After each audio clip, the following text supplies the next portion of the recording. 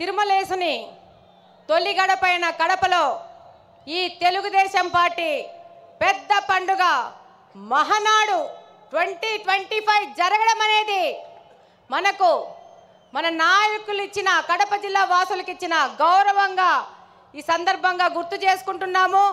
ఈ కార్యక్రమానికి వచ్చిన మన పూజ్యులు గౌరవనీయులు తండ్రి సమానులు అధ్యక్షులు గౌరవ ముఖ్యమంత్రి గారికి, అలానే పార్టీ జాతీయ ప్రధాన కార్యదర్శి శ్రీ నారా లోకేష్ గారికి, అలాగనే తెలుగుదేశం పార్టీ అధ్యక్షులు పల్లా శ్రీనివాసరావు గారికి, మరియు తెలుగు రాష్ట్రాల నలుమూల నుండి వచ్చిన గౌరవ మంత్రివర్యులు, ఎంపీలు, ఎమ్మెల్సీలు, ఎమ్మెల్యేలు, అన్ని జిల్లాల అధ్యక్షులు, ఇన్ఛార్జీలు, అలాగనే నాయకులు, కార్యకర్తలు, ముఖ్యంగా మన కార్యకర్తలందరికీ చేతులెత్తి ధన్యవాదాలు తెలియజేసుకుంటున్నాను.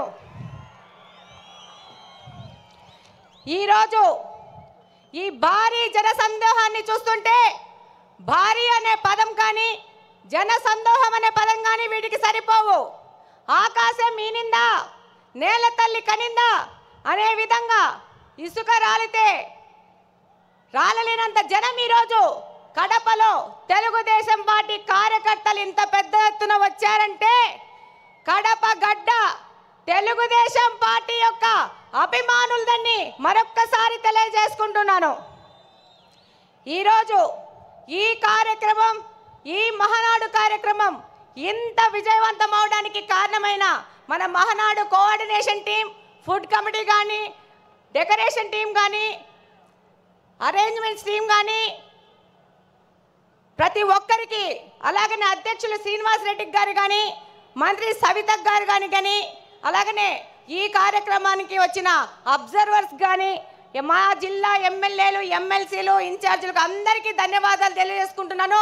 అంతకంటే ముఖ్యంగా మన కార్యకర్తలు ఈ యొక్క కార్యక్రమాన్ని విజయవంతం చేసుకుంటున్నారని మరొక్కసారి తెలియజేసుకుంటున్నాను.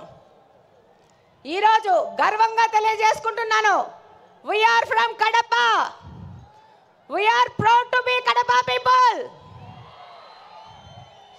ఇది కడపలో జరుగుతుంది కాబట్టి ఇంత పెద్ద చారిత్రాత్మకమైన ఘట్టం మన కడపలో మనం ఆహ్వానిస్తున్నాం, మనము అతిథులకు సేవ చేసుకుంటున్నాం. ఈరోజు ప్రతి ఒక్కరికి ఈ కార్యక్రమంలో అరేంజ్మెంట్ చేసి శభాస్ అనిపించుకున్నామంటే అది కడప జిల్లాలో ఉన్న తెలుగుదేశం పార్టీ అంటే. 43 సంవత్సరాల తెలుగుదేశం పార్టీ చరిత్రలో మొట్టమొదటిసారి మహానాడును ఈసారి మన అధ్యక్షులు మాన్యశ్రీ నారా చంద్రబాబు నాయుడు గారు, అలాగనే మన జాతీయ ప్రధాన కార్యదర్శి గారు నారా లోకేష్ గారు వాళ్ళు నిర్ణయించడమే మనకు దక్కిన గర్వంగా తెలియజేసుకుంటున్నాను. ఈరోజు తెలుగుదేశం పార్టీ ఏ స్వార్థం కోసమో కాదు, ఎవరి కోసమో కాదు పుట్టిన పార్టీ. తెలుగుదేశం పార్టీ అనేది తెలుగువాడి ఆత్మగౌరవ వేడి సెకన్ నుండి నాటి ఢిల్లీ పాలకులకు తెలియజేయడం కోసం పుట్టిన పార్టీ. తెలుగుదేశం పార్టీ అంటే బలుగు బలహీన వర్గాల అభ్యున్నతికి, రాజకీయ ఆర్థిక స్వాతంత్రం కోసం పుట్టిన పార్టీ. తెలుగుదేశం పార్టీ సమర్థవంతమైన నాయకత్వం మరియు క్రమశిక్షణ కలిగిన, నిబద్ధత కలిగిన కార్యకర్తలే వెన్నెముక. ఏ రంగంలో కానీ తక్కువ కానీ తెలుగువాడి ఆత్మ గౌరవ ప్రతీక మన తెలుగుదేశం పార్టీ. తెల్లవాడి నుంచి మనకు స్వాతంత్రం తేవడానికి గాంధీ మహాత్ముడు పుడితే తెలుగువారి ఆత్మ గౌరవాన్ని కోసం పుట్టిన వారు విశ్వవిఖ్యాత నట సార్వభౌమ స్వర్గీయ అన్న ఎన్టీఆర్ గారు.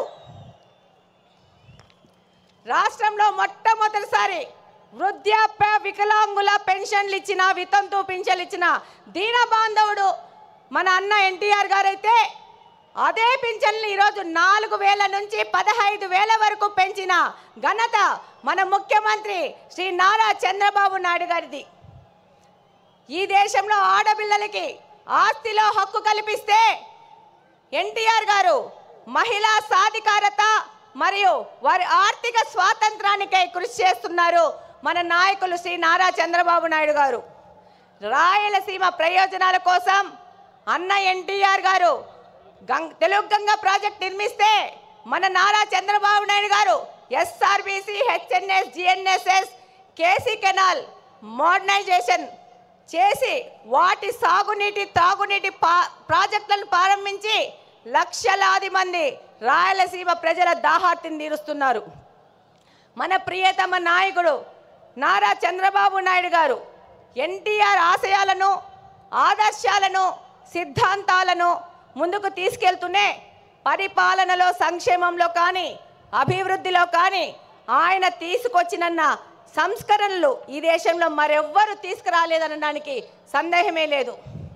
చంద్రబాబు నాయుడు గారంటే క్రమశిక్షణ, పట్టుదల, అంకుటిత దీక్ష, నేర్పు, ఓర్పు కలిగిన నాయకుడిగా ప్రపంచ దేశాలు అవసరాలను, సంక్షోభాలను అవకాశాలుగా మార్చి విజనరీ లీడర్గా ప్రపంచమంతా ఈరోజు కీర్తిస్తున్నది. అందుకే రాష్ట్ర అభివృద్ధి అనగానే ఎవరి పేరు గుర్తొస్తుంది? నారా చంద్రబాబు నాయుడు గారి పేరు గుర్తొస్తుంది. మనకి నదులు, వాటిపైన కట్టలు, ఆనకట్టలు కనబడితే మన నాయకుడికి నదుల అనుసంధానం గుర్తుకొస్తుంది. దాని కార్యరూపమే పట్టిసీమ ఎత్తిపోతల పథకం. పోలవరాన్ని పూర్తి చేసి కృష్ణా జలాలను బనకచెల్ల రిజర్వాయర్ వరకు తీసుకొస్తే రాయలసీమ అభివృద్ధిని ఆపే శక్తి ఎవ్వరికీ లేదని ఈ సందర్భంగా తెలియజేసుకుంటున్నాను.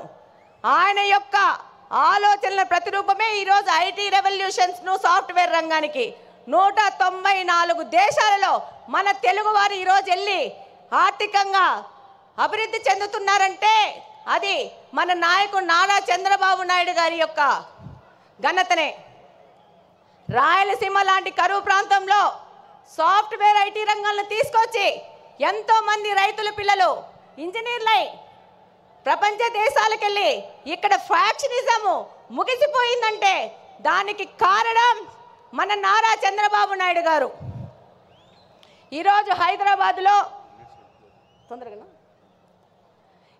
హైదరాబాద్ అంటే నారా చంద్రబాబు నాయుడు గారే గుర్తొస్తారు. అలాగనే ఈరోజు మనకు కడపలో ఇంత పెద్ద అవకాశాన్ని ఇచ్చి ఒక మహిళను నాకు అవకాశం ఇచ్చి ఇక్కడ ఎమ్మెల్యేగా పోటీ చేయించారు.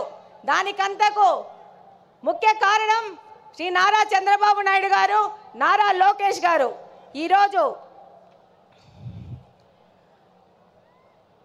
మన నారా లోకేష్ గారు 1 కోటి మంది సభ్యత్వాలను చేసుకొని వాళ్ళకు ఇన్సూరెన్స్ అని ఏదైనా ప్రమాదం జరిగితే 5 లక్షల బీమా వాళ్ళకు వచ్చే విధంగా చేశారంటే భారతదేశంలోని ఏ పార్టీ కూడా ఈ విధమైన కార్యక్రమం చేయలేదు. అది తెలుగుదేశం పార్టీ వంతైంది.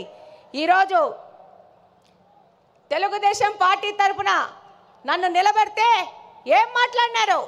గంగిరెద్దు అన్నారు, బుడబొక్కలు అన్నారు, నీ ఇంటికి వస్తామన్నారు. ఒక్కసారి ట్రై చేసి చూడండి.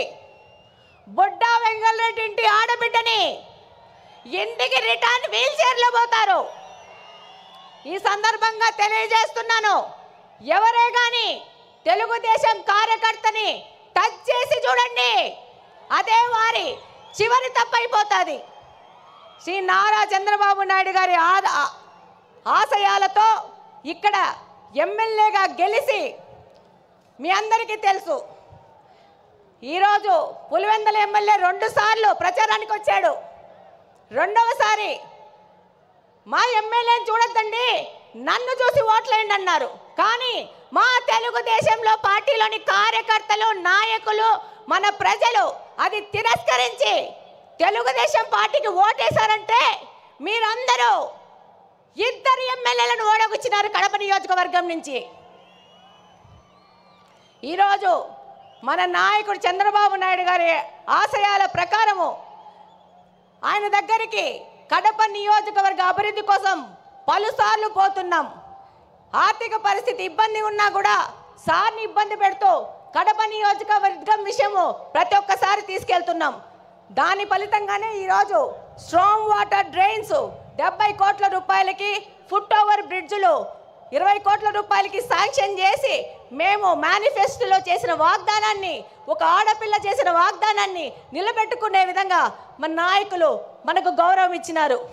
ఈరోజు మన నాయకుల ఆశీస్సుల ప్రకారము మన కడప స్వచ్ఛ కడప అనే ప్రోగ్రాన్ని కడపలోని ప్రతి ఒక్క తెలుగుదేశం నాయకుడు కార్యకర్త వారానికి 2 రోజులు 6 గంటల నుంచి 9 గంటల వరకు కడప నియోజకవర్గ అభివృద్ధి కోసం తిరుగుతున్నారంటే అది మన నారా చంద్రబాబు నాయుడు గారి స్వచ్ఛాంధ్ర ముందుకు తీసుకుపోయే విధంగా మన కడపను కూడా స్వచ్ఛ కడప చేసుకోవాలని మా తెలుగుదేశం కార్యకర్తలు పాటుపడుతున్నారు. ఈరోజు ఎన్నో దశాబ్దాలుగా కడపలోని బుగ్గంగా ప్రాజెక్టుని నిర్లక్ష్యం చేసి దాన్ని పిచ్చి మొక్కలకు, పందులకు, అపరిశుభ్రానికి నిలవుగా మార్చిన ఈ వ్యక్తులు ఈరోజు తెలుగుదేశం పార్టీ అధికారంలోకి రాగానే ఆ ప్రాంతాన్ని గంజాయి సేవించే వారికి అడ్డగా మారిస్తే దాన్ని కంప్లీట్గా క్లీన్ చేసి రేపు జూన్ 21వ తేదీ జరిగే నేషనల్ యోగా డే బుగ్గంగా ప్రాజెక్టులో మ్యాట్ వేసుకొని చేస్తామని సందర్భంగా తెలియజేసుకుంటున్నాను. అలాగనే ఈ యొక్క మహానాడు సందర్భంగా మన ముఖ్యమంత్రి గారికి చిన్న విజ్ఞప్తి. మా ఊర్లో దేవుని కడప టెంపుల్ ఉంది అన్న, దాన్ని తప్పకుండా పర్యాటక రంగంగా అభివృద్ధి చేసి కడపకు తలమానికంగా చేయాల్సిన అవసరం ఎంతగానో ఉంది. బుగ్గంగ చెరువును డెవలప్ చేసుకోవాల్సిన అవసరం ఉంది. అలాగనే మాకు మంచినీళ్ళ సమస్య చాలా ఉంది. Kadapa town, Kadapa head quarters 20 సంవత్సరాల నుంచి ఒకటే పార్టీ అధికారంలోకి ఉంది, కానీ పూర్తిగా నిర్లక్ష్యం చేశారు. నారా చంద్రబాబు నాయుడు గారి ఆశీస్సులతో ఆ సమస్యను కూడా మేము తీర్చుకుంటాం. అలాగనే నారా లోకేష్ గారు 20 లక్షల ఉద్యోగాలు ఇస్తా అన్నారు. అందులో భాగంగా కడప హెడ్ క్వార్టర్స్లో మెగా జాబ్ వేళ ఏర్పాటు చేసి 2500 మందికి స్థానికంగా బహుళజాతి కంపెనీల్లో ఉద్యోగాలు ఇప్పించినాం. అలాగనే నారా లోకేష్ గారికి ధన్యవాదాలు చెప్పుకోవాల్సిన అవసరం ఉంది. ఎందుకంటే మొట్టమొదటి స్టార్టప్ కడపను P4 మోడల్ కింద మొదలు పెట్టారు. 6 నెలల్లో పూర్తి చేస్తున్నారు. ఇక్కడ కడపలోని యువతకి ఒక మార్గదర్శకంగా దిశానిర్దేశం చేసే విధంగా కడపను ముందుకు తీసుకుపోతున్నారు. అలాగనే మనం P4 మోడల్లో మన కడపలో నిఘా వ్యవస్థను పెంచడానికి 1 కోటి రూపాయల వ్యవధితో P4 మోడల్లో కెమెరాలు పెట్టబోతున్నాం. చివరిగా కడప అనేది ఎవరి అడ్డాగడ్డా కాదు, ఇది కడపలో నివసిస్తున్న ప్రజల అడ్డా, కడప ప్రజల గడ్డ. తెలుగుదేశం పార్టీ ఇందాకనే మీరు చూసింటారు, దాదాపు 15 మంది నాయకులు తెలుగుదేశం పార్టీ నాయకులు నిలబడ్డారు. మేమందరం తెలుగుదేశం పార్టీ కార్యకర్తలను ప్రజల దగ్గరికి తీసుకుపోయి వాళ్ళ ద్వారా మా ద్వారా ప్రజాసేవ చేస్తూ ఇది ప్రజల అడ్డా అని తెలియజేస్తున్నాం. అలాగనే నాకు ఈ మహావేదికలో మాట్లాడే అవకాశం కల్పించిన ప్రతి ఒక్కరికి ధన్యవాదాలు తెలియజేసుకుంటూ సెలవు తీసుకుంటున్నాను. జై హింద్, జై తెలుగుదేశం.